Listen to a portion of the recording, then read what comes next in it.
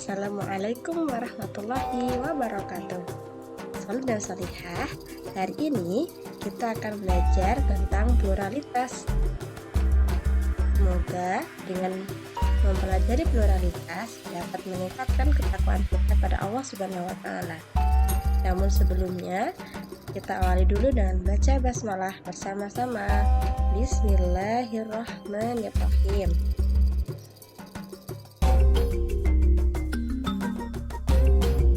Nah, Bhinneka Tunggal Ika.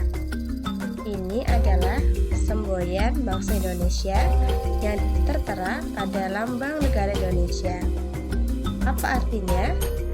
Ya, artinya adalah walaupun kita beragam budaya, beragam suku, beragam agama, beragam ras, namun kita tetap satu, tidak terpecah belah.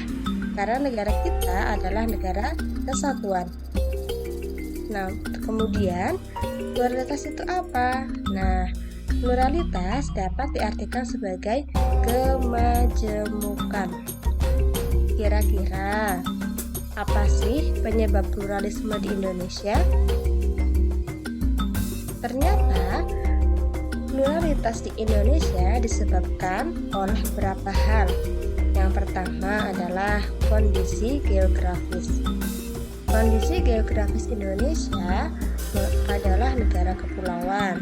Selain itu, Indonesia memiliki banyak sekali kekayaan alam, seperti ada sawah, danau, laut, sungai, hutan, dan lain-lain.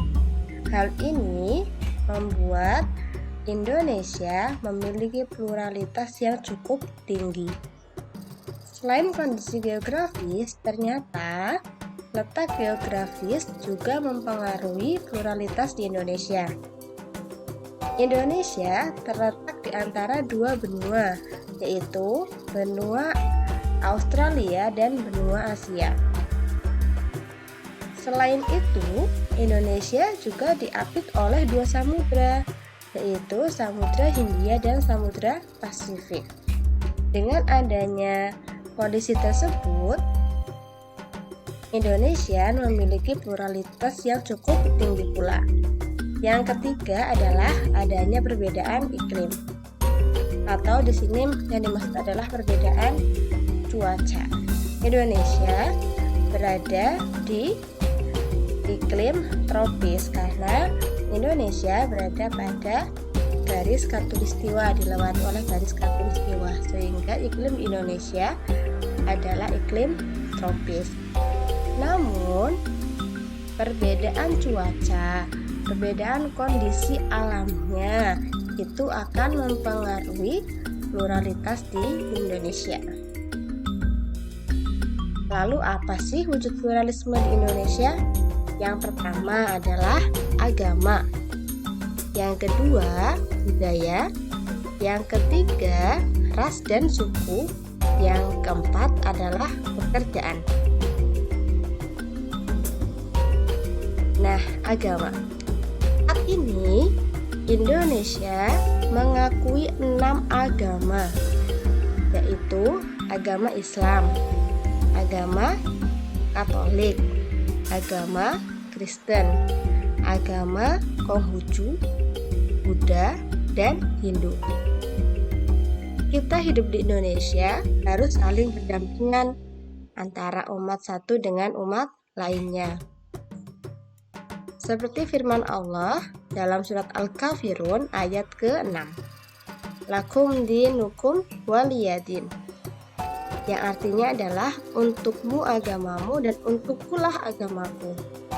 Walaupun kita dan tetangga kita berbeda agama, kita tetap harus saling menghargai. Jangan sampai perbedaan agama membuat kita dibenci oleh orang lain.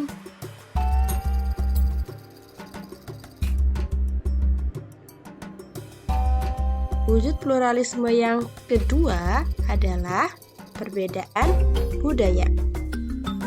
Seperti kita ketahui, dari Sabang sampai Merauke memiliki kebudayaan yang berbeda-beda. Jangankan beda provinsi, Dalam satu provinsi saja memiliki budaya yang berbeda-beda.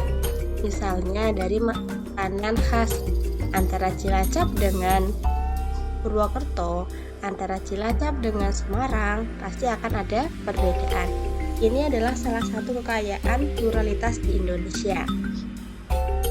Nah, wujud budaya di Indonesia contohnya adalah adanya perbedaan baju adat. Baju adat di Aceh pasti berbeda dengan baju adat di Pulau Jawa ataupun di Papua. Selanjutnya ada senjata tradisional.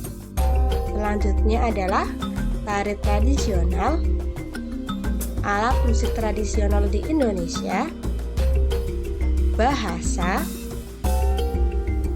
lagu daerah, makanan khas Indonesia, dan masih banyak lainnya yang ada di Indonesia.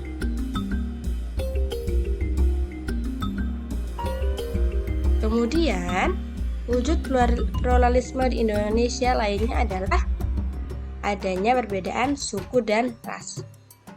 Di Indonesia terdapat 5 ras dan ribuan suku.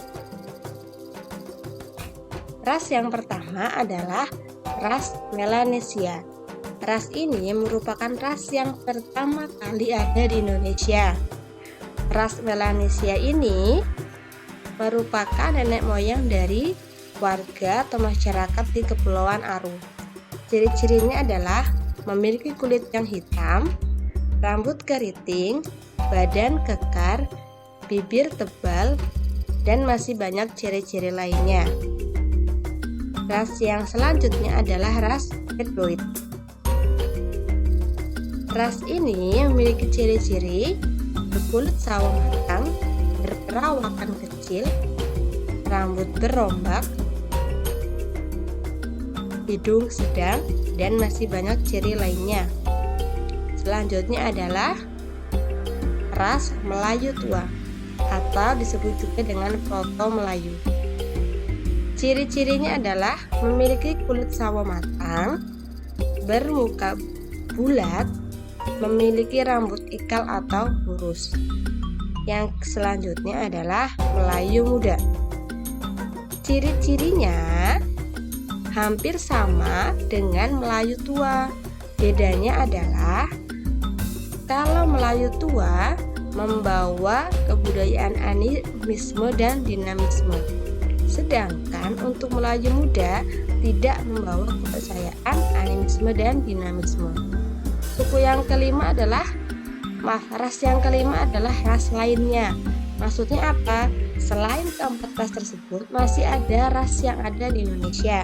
Misalnya pendatang dari Cina, pendatang dari Australia, pendatang dari Pakistan, dan lain-lain. Ini adalah 5 ras yang ada di Indonesia. Kelima ras ini akan memperkaya pluralitas di Indonesia, sehingga kita harus tetap saling menghargai. Seperti pada surat Al-Hujurat ayat 13 dicantumkan bahwa kita sebagai manusia sudah ditakdirkan oleh Allah diciptakan dalam kondisi yang berbeda-beda, memiliki suku yang berbeda, memiliki bahasa yang berbeda. Untuk itulah, sebagai umat Islam, kita harus saling menghargai antara satu dengan yang lainnya. Tidak boleh ada perpecahan di antara kita semua.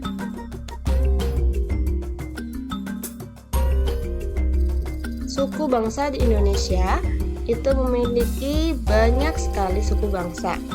Contohnya, di Nanggur Aceh Darussalam sendiri ada beberapa suku bangsanya. Ada suku bangsa Aceh, Gayo, Alas. Di Jakarta ada suku bangsa Sunda dan Betawi. Di Banten dan Jawa Barat ada suku Sunda dan Baduy. Di Jawa Timur ada suku Madura, suku Jawa, dan suku Tengger. Dan masih banyak suku yang ada di Indonesia. Selanjutnya adalah pluralisme di Indonesia dalam wujud pekerjaan.